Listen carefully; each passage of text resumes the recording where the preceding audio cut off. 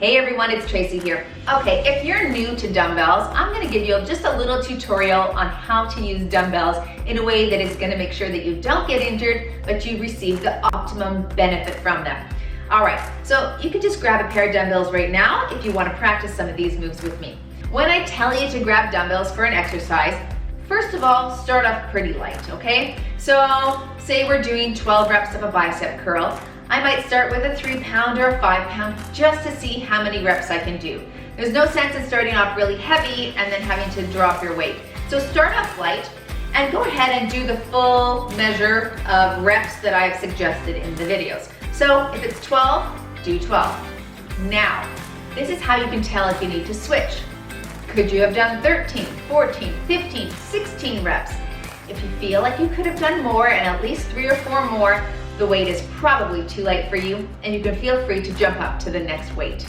A second tip is to focus on your breathing. Now, if you're going at a rapid pace, sometimes breathing on count is not recommended because you might be breathing a little bit too fast and you might hyperventilate. We don't want that. But typically, this is how you should breathe.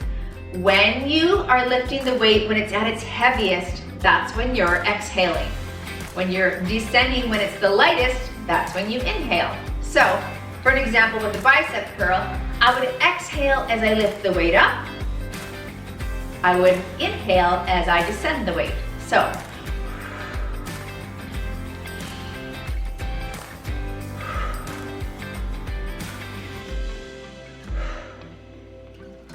all right, so that's how you do that.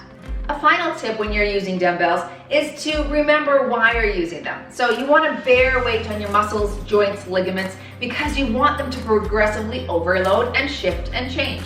Either become bigger, stronger, or what have you.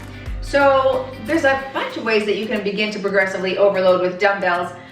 Number one, you can go slower in your reps, okay? So if I do something like a bicep curl, but I'm super slow, I'm putting more time under tension on my muscles, so they're going to react to that time and respond accordingly, which means they're going to grow. You can increase your rep range, so instead of just doing 12 of one exercise, I could do 15 or even 20, and again, my muscles would need to adapt to that and progressively overload.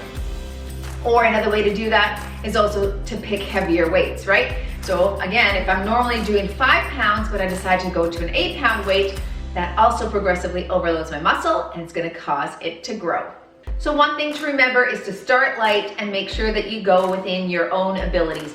If there's clicking in your shoulders or your knees or your hips, clicking's okay as long as there's not pain attached to it. But if you feel pain or faintness or weakness, make sure you stop and check with your doctor.